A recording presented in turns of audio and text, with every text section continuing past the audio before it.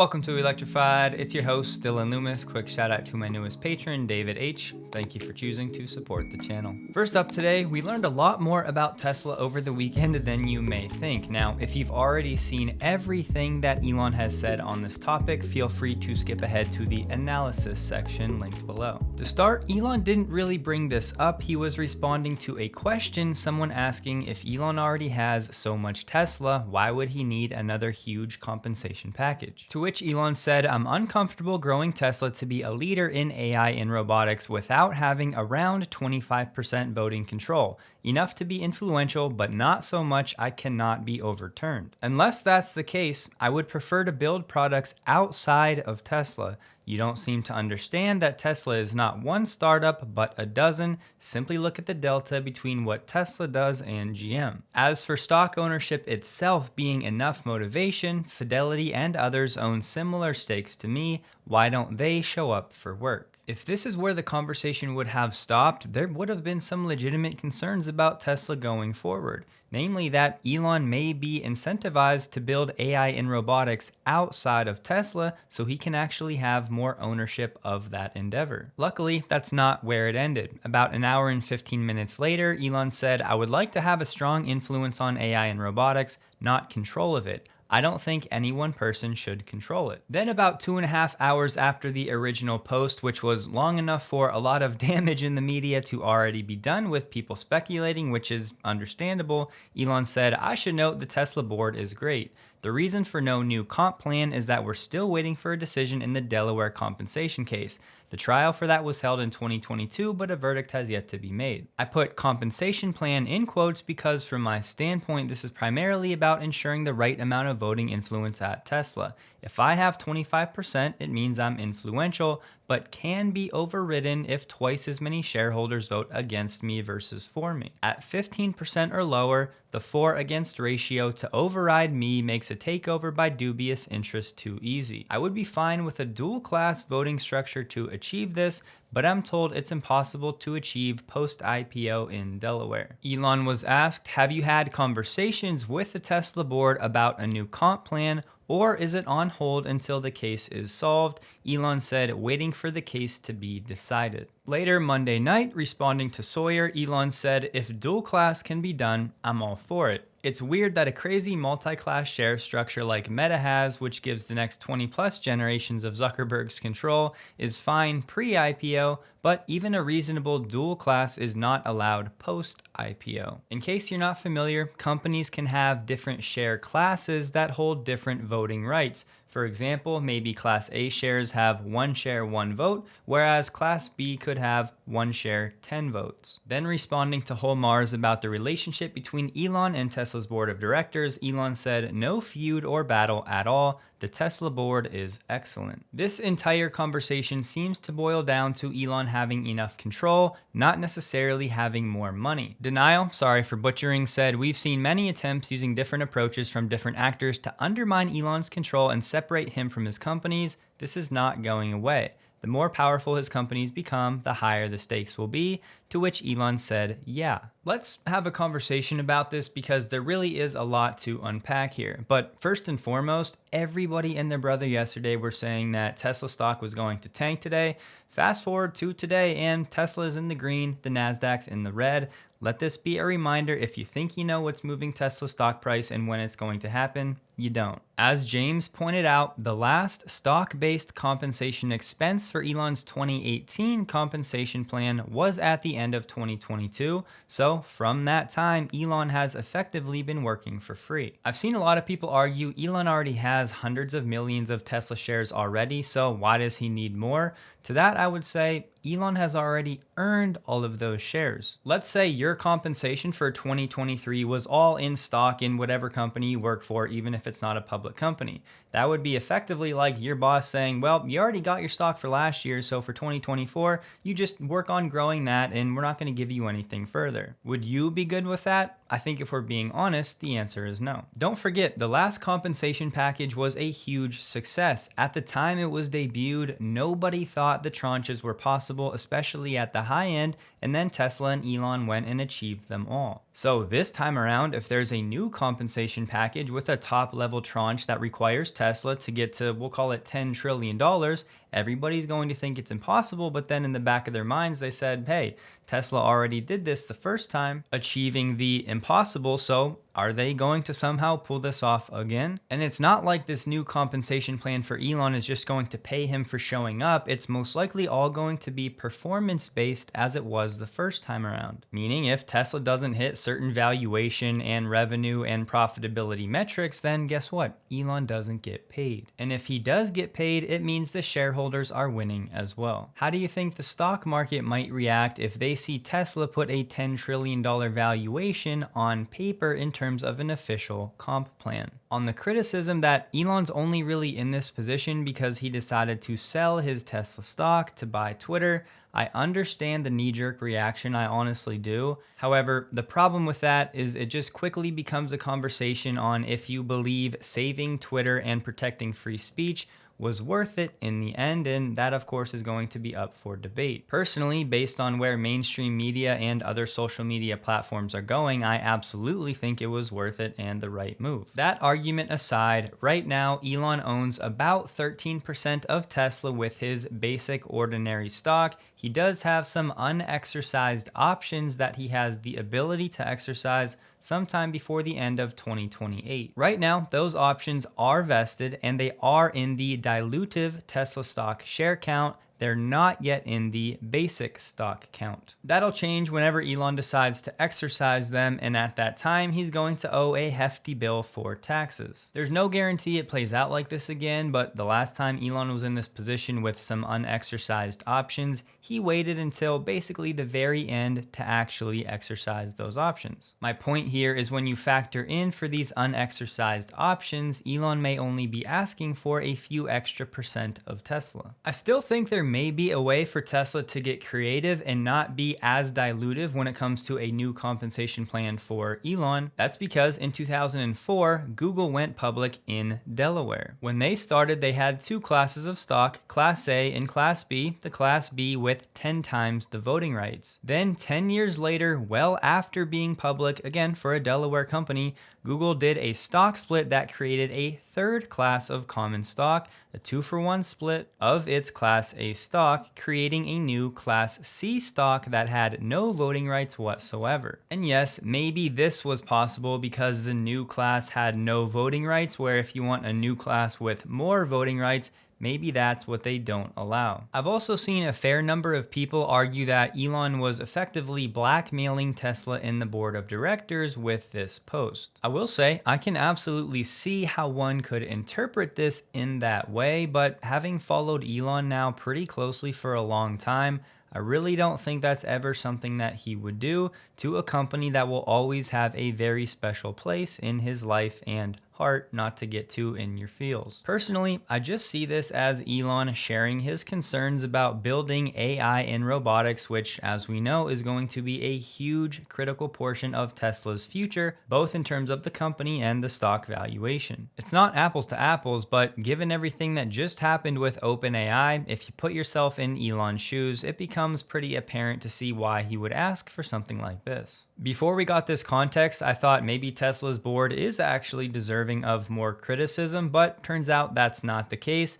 If anything, it's our legal system that's to blame. It sounds like the decision for this verdict is the only thing holding up a new compensation plan for Elon, and based on everything I'm reading, it sounds like Elon should win that case. I'd also just put it out there, most likely this new compensation plan for Elon is going to be heavily focused on AI and robotics, so what is Wall Street going to do with that? All this to say, I don't think Elon is going anywhere. I'm pretty confident that the board and Elon will figure this all out within a few months after we get that Delaware verdict. I'm also pretty dogmatic about Elon being the right and maybe only person that can actually lead Tesla to this future $5 to $10 trillion valuation that's focused heavily on AI and robotics. who else is going to do that job? So ultimately, we give Elon a bit more control. He now has massive incentives to keep him at Tesla and engaged for another decade plus. And if he reaches these impossible goals yet again, then everybody, including the shareholders, will win. To wrap this all up, for a long time, I thought Elon was long overdue for a new compensation plan, and now we know exactly what the holdup has been. And probably more importantly, now we know that Elon is actually interested in a new compensation plan, which will hopefully lock him into Tesla, like I said, for another decade plus. Without a new incentive package, the option for Elon slowly drifting away from Tesla was simply higher. I'm not saying it was likely, but it was higher than if he actually has a plan in place. Here's a not so fun fact. Your internet provider can see all of your browsing data, and in the United States, they can legally sell that data to advertisers. Now, if this upsets you, the good news is there is a way out. Surfshark, the sponsor of this video, is a VPN which reroutes your network data through secure servers so that your online activity stays private. Simply put, if you don't want your sensitive data in your online activity to be tracked and sold,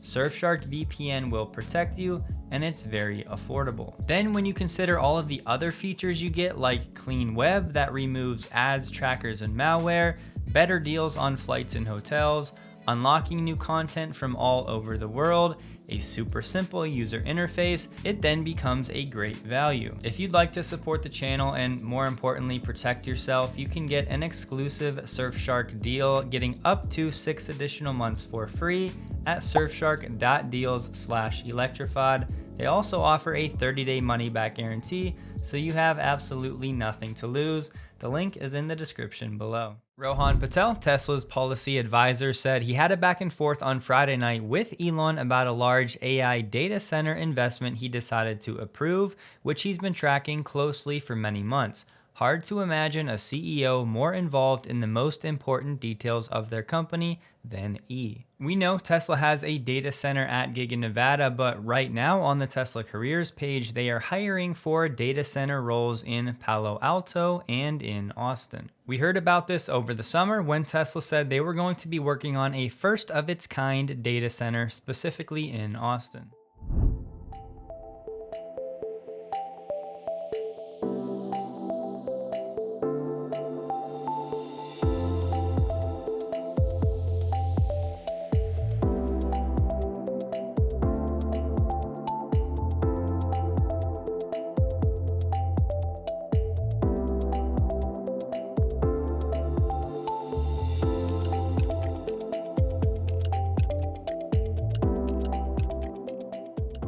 Before you go crazy, Elon said, important note, Optimus cannot yet do this autonomously, but certainly will be able to do this fully autonomously and in an arbitrary environment. It won't require a fixed table with a box that has only one shirt. That means this task was done via teleoperations, which in the most basic sense means that Tesla was controlling Optimus remotely. If you look at the bottom right portion of the screen right here at the 8-second mark, I believe that's where the teleoperator actually was. Also worth noting, in the back, there was an earlier version of Optimus that was working with 4680s in some fashion. Even though Optimus wasn't doing this autonomously, I think the more important thing here is this was a hardware demonstration showing that in this current form, it seems to be capable of doing a task like this. Replying to K10, Elon said, robots will build robots one day. Seems inevitable whether Tesla does it or not. Adrian said it took Boston Dynamics 30 years to achieve what Tesla achieved in one. I really hate this comparison, but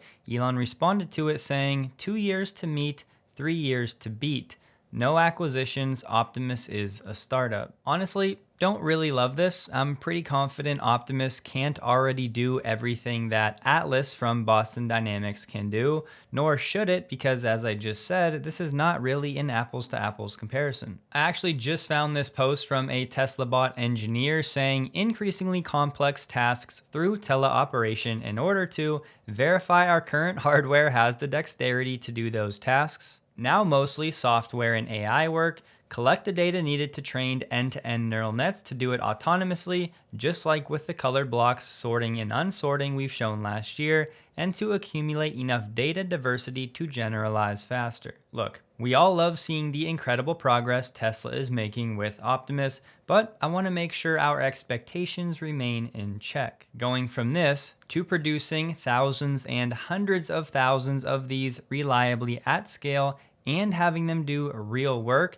to the point where it starts to materially benefit Tesla's financials, it's still going to be a journey to get there. Elon with a critical distinction saying, unfortunately, such miracles as finding a missing sock are impossible. You know how there are plenty of keyboard warriors that say, oh, Optimus is nothing special, look at Boston Dynamics. Well, let's hear what the senior research scientist at NVIDIA has to say about Optimus. I appreciate this so much. Optimus has the best humanoid hardware I've seen. The smoothness and speed of the motions are stunning. We can both be excited about the progress, the hardware, and stay grounded on the challenges. ChatGPT moment of robot foundation model is not here yet. Thanks, Elon, for the honesty. We're on the right track, and we will get there together as the research community advances. Finally, Mazda has announced a partnership with Tesla adopting the NACS from 2025 onward. While many of the other announcements said 12,000 Tesla superchargers, Mazda saying 15,000. That's all they said, but it's to be expected because right now Mazda doesn't have any full BEVs in the United States.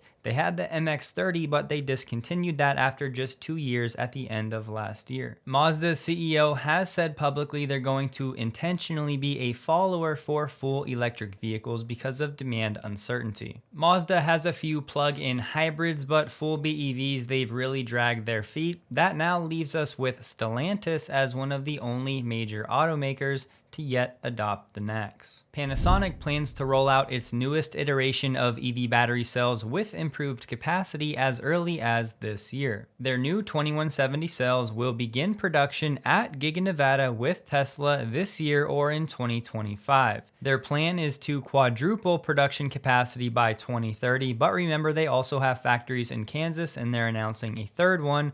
They are saying these new cells could help reduce the overall cost of an EV. As we've known, they're still developing 4680 cells, and they said rising manufacturing capacity 10% by 2025 doesn't necessarily require the addition of new production lines or further investment. Panasonic will reveal the location for a third factory by the end of its fiscal year that ends in March, and they're looking to go from 50 gigawatt hours of capacity now up to 200 gigawatt hours again by 2030. It may be another year before these hit the market, but it's either going to be a margin tailwind for Tesla or a price cut for consumers. Responding to Ray for Tesla, Elon said getting Cybertruck road legal in China would be very difficult, but we could ship some prototypes over for display. I've said it before, but the truth is Tesla really doesn't need any international markets for the Cybertruck.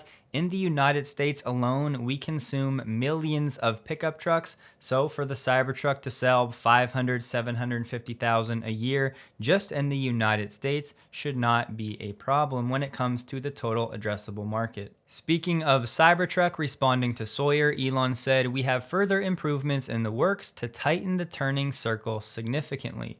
Right now, I believe the rear wheel steer is up to 3 degrees, and I'm hearing that the capacity right now from a hardware perspective would be 10 degrees. Per the usual, we'll skim quickly over anything from JD Power, but now they have this new website ranking study. Based on over 12,000 respondents who considered things like information, content, visual appeal, navigation, and speed, the best automaker website for this winter variation of the study is Mercedes-Benz, scoring 751 points, followed closely by Tesla in second place with 749. We have a report Tesla is contemplating sourcing batteries from Samsung for their energy storage systems. They're also saying Tesla clarified it intends to use Panasonic as the sole supplier for the Model 3. It could be totally unrelated, but spring of last year, we heard that Samsung was working on LFP battery development. I'm not sure they'd have it ready now, but maybe toward the end of this year, and if Tesla decides to go through with this, something to watch. Unfortunately, this news clip of a Tesla supercharger location in Chicago in below zero temperatures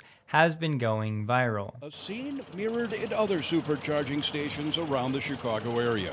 Man, this is crazy. It's a disaster, seriously.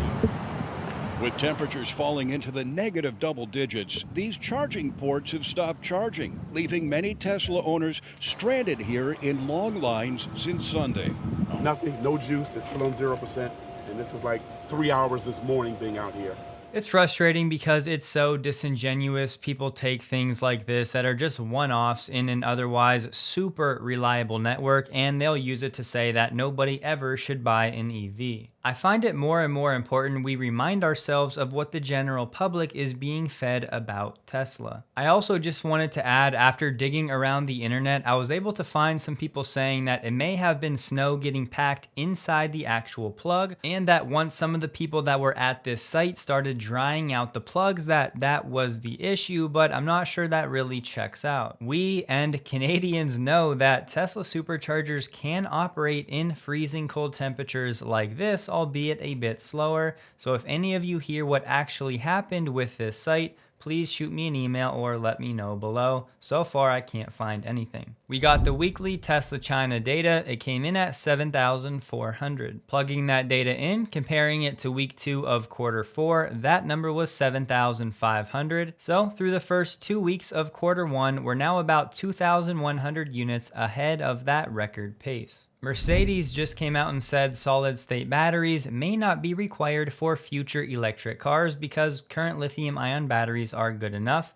I could have said just look at Tesla, and there's your answer. There was a long article from CNBC talking about GM and Mary Barra, but all I really want to share, 2 sources told CNBC GM is ending the Ultra Cruise program. One source said GM has decided to instead focus on the current Super Cruise system and expanding its capabilities rather than having 2 different, similarly named systems. There was another lengthy article from the Wall Street Journal talking about all of the early problems with the Chevy Blazer EV. All I want to highlight, if all of these new EVs continue trying to be just like Tesla and have all the latest high-end tech, they're going to be problematic. That, according to a spokesman from Genesis. Translation, these legacy companies cannot yet do what Tesla can do. For the Cybertruck Exterior, Tesla has said to prevent damage, immediately remove corrosive substances like grease, oil, bird droppings, tree resin, dead insects, tar spots, road salt, industrial fallout, etc. Do not wait until Cybertruck is due for a complete wash. They said if necessary, use denatured alcohol to remove tar spots and stubborn grease stains, then immediately wash the area with water and a mild, non-detergent soap to remove the alcohol. There's that, and then we have this from Out of Spec Detailing. We are done. All of the panels here on the Cybertruck have been fully done with the barkeeper's friend and Windex afterwards. And this is the barkeeper's friend. LG just opened its first EV charger facility outside of South Korea in Fort Worth, Texas, where they plan to produce more than 10,000 chargers per year. To start, they'll be 175 kilowatts in the first half of the year, then 350 kilowatts later this year. Don't forget, check out Surfshark, linked below. Thank you in advance if you do. Hope you guys have a wonderful day. Please like the video if you did.